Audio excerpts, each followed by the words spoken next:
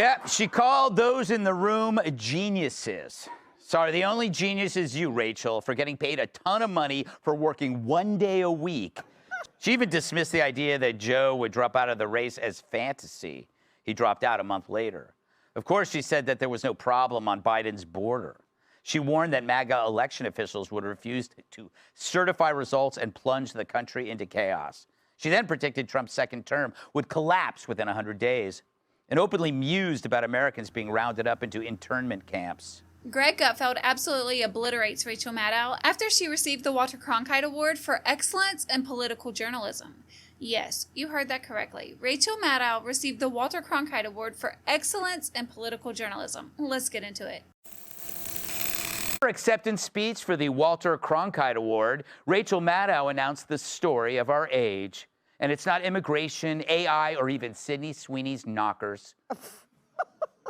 It's protesting against Trump. Yep, she called those in the room geniuses. Sorry, the only genius is you, Rachel, for getting paid a ton of money for working 1 day a week, just like the team that waxes my back. She tells her fellow hacks that the most important story right now is opposing Trump.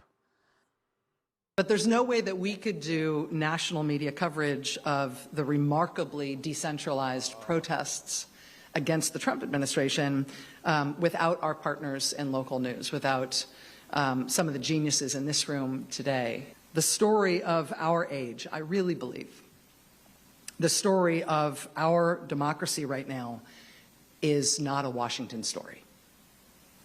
And it is not easy to cover. But right now, it is the most important story in the world. Of course it is, because Trump lives rent-free in their heads. It almost comes off as like an obsession. I think finding different angles to bash Trump is the utmost important mission for Rachel and her cronies. Nothing else. Can you believe that of all the things that have been going on in the world and everything our poor country has gone through, according to Rachel Maddow, protesting Trump is the biggest story of the year? Not the Biden cover-it, the migrant catastrophe, the fentanyl epidemic. If she were on the Titanic, she'd be pushing the benefits of an ice plunge. It is telling that the truly big stories that somehow don't matter are exactly the same ones she completely missed. But she avoids truth the way Jerry Nadler's staffers avoid skid marks on the couches. Oh, man. Hell, her getting an award for journalism is like crowning Kathy Griffin Miss USA. It truly is. I don't know if you recall this or not, but back in 2021, Rachel Maddow was being sued for defamation after she stated on national TV that One America News was, in her words, literally paid Russian propaganda. And her defense was that she doesn't mean anything she says on MSNBC. That is all opinion, and her opinion is covered by the First Amendment. Yet here she is being awarded for her excellence in political journalism. They should consider renaming it to political activism, considering she doesn't report facts. But what if she's right? That protesting Trump is the only thing that matters. For her industry, it's been true for years. But Maddow's track record should make them all reconsider that assumption. Let's casually run through her notable predictions. Who could forget the classic Trump is a Russian asset, breathlessly connecting dots that didn't exist? Remember this? This guy Kalimnik keeps turning up again and again. Konstantin Kalimnik, Konstantin Kalimnik, Konstantin Kalimnik, Konstantin Kalimnik. He's still Russian military intelligence. Kalimnik, a short man who goes by Kostya. Konstantin Kalimnik investigating Konstantin Kalimnik for espionage. This guy, Konstantin Kalimnik, is the key that unlocks that door. It seems like it would have to be. You know, that's not sound analysis. It's the rantings of someone who sees the Virgin Mary in her cornflakes. She also said Joe Biden was doing just fine because, you know, he rides a bike. The fact of his age is not something you can rebut. You can't tack to, if someone says you're too far left, you can tack to the center. The man is 80 years old. He rides a bike. He is the age he is, and so. Oh, yes, he does ride bikes. How could we forget? Mr. President, made up Dr. Biden, how was his anniversary?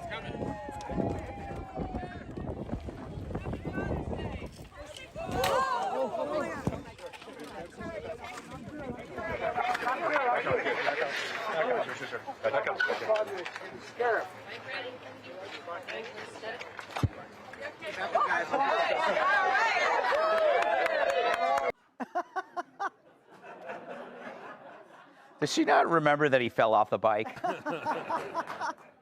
You know, lady, Biden would come in third place in a game of tic-tac-toe. She even dismissed the idea that Joe would drop out of the race as fantasy. He dropped out a month later. Of course, she said that there was no problem on Biden's border. She warned that MAGA election officials would refuse to certify results and plunge the country into chaos. She then predicted Trump's second term would collapse within 100 days and openly mused about Americans being rounded up into internment camps. Do you remember when Rachel Maddow went on CNN and claimed to be worried that Trump was going to round her up and put her in a camp intended for migrants? She even went on The View to... There's been a lot of talk about Trump seeking retribution if he gets into office, for his legal troubles, for his personal troubles, for his hair, whatever. He always has somebody to blame, you know? So you said recently that you thought that you, as an outspoken critic, could be a target yourself. Some people think that sounds overdramatic, but I'm right there with you. I think that he is so vindictive that he will go after, however he has to, through the IRS maybe, or even, you know, through sponsors to get us off the air maybe, or you. Yeah. How seriously should we be taking that? Well, so I was asked, am I worried about me? And my answer was, I'm worried about all of us. I'm no more worried about me than I am worried about everybody in the country. I think it's bad to have somebody saying, give me as much power as you can in this country so I can use it to go after other Americans. So I can use it to go after these subhuman internal enemies and I'll destroy them. Like, that's just not a good system for anybody. And I don't think anybody's safe if that's the sort of basis on which he wants to get more power. Well, remember when Nixon had an enemies list? That was a proud moment for a lot of people if they were on the enemies list. Maybe we need to turn it around like that. Well, I think that if he decides that he's going to go after you or me or anybody who's well known, you know, we have resources, we'll likely be fine. But I think there's a pattern where he picks out individual people and effectively terrorizes them. As of late 2025, none of this has happened. And the only camps that exist are the homeless ones on the sidewalks of every blue city in America. But none of this matters because Maddow isn't paid to be right. She's paid to keep a dwindling audience from giving up altogether. She sells a drug to a shrinking mass, but along the way, she got hooked on the fumes. And yet here she is, honored, celebrated, canonized by people as wrong as she is. She broke no stories. Instead, she only broke her brain and those of others who listened to her. But she did the job she was supposed to do. She wasn't questioning power. She was insulating it. On the left, accountability is non-existent. What matters is loyalty. You don't get fired for being wrong, but you get promoted for service to the cause. And that means distributing the marching orders to your minions. Ignore everything else, including stories that actually cost lives. That's the biggest story of all. Can you imagine being a journalist in America and stating in public, with no fear of being held accountable, that your goal is to stop one political side over the other? And you're worshipped by a corrupt, closed loop where mistakes are memory hold, narratives outrank reality, and awards are handed out like condoms at a Hunter Biden pool party. Hello. Yeah. Maddow is honored because she was wrong, reliably providing an alternative reality to a circle jerk of self-congratulators that's getting smaller by the day. So maybe it's right to call it the Walter Cronkite Award, because they're as dead as he is. And let's not forget Rachel's excellence in political journalism when she finally cracked the case of Trump's tax returns.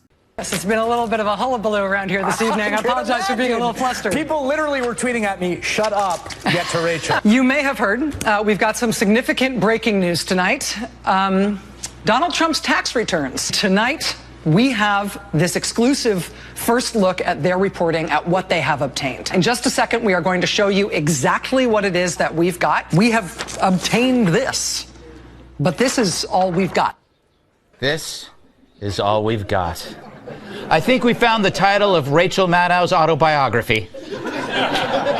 This is all we've got by Rachel Maddow.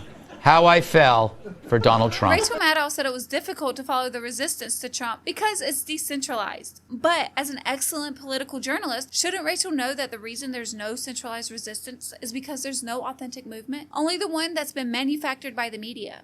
But like Greg said, Maddow's job isn't to inform. That's not what she gets paid, what is it, $25 million a year to do.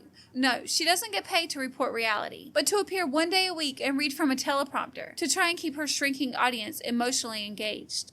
We just have to remember, emotional reinforcement is the priority here. And while I'd like to say facts are secondary, I personally don't even think they matter to her. And no, this isn't speculation. Rachel's own lawyers argued that she's not a journalist stating facts, but a commentator offering opinions. And that argument helped her avoid paying damages. But why doesn't she share that same disclaimer to her audience? Because on TV, she's framed as some trusted authority. But in court, she's just giving opinions. She has literally built an entire career and made millions of dollars complaining about Donald Trump. Just like the women of The View, they all portray themselves as if they're morally superior while profiting off the constant outrage they create. I personally think it's a business strategy because at the end of the day, Trump derangement syndrome is profitable, and I think Maddow knows that better than anyone. She has given her loyalty to the narrative. She doesn't break major stories or expose corruption, and she doesn't have to, because who's going to hold her accountable? No one. Just look at her record. The Russia hoax, the tax return, the authoritarian dictator, the camps. The list goes on and on and on. Just one media spectacle after another, and they go nowhere. But still, there's never an apology or correction. The audience just gets pushed to the next panic. And remember what she said about the jab? How she swore up and down it would stop the thing in its tracks, and so many people would be saved? She said it with so much confidence, and almost forcefully, and without a doubt. And she said it more than once. But once again, that proved not to be true. And once again, there was no accountability. It just quietly disappeared. And she continued on her message as if nothing ever happened. But she has the nerve to call the protests against Trump the biggest story of the ages. I'm sorry, but that claim is just absurd. People have been protesting Trump since the day he entered politics. There is absolutely nothing groundbreaking about that. But I think people like Rachel and her cronies keep missing the most important and one of the best things about Trump. That he's not a politician. He didn't come up from their institutions, he didn't rise up from their approval, and he doesn't depend on the media for validation. And unlike them, he loves America, and he's trying his best to undo all the damage that's been caused over the last few years. And that's why people like Rachel have never been able to handle him.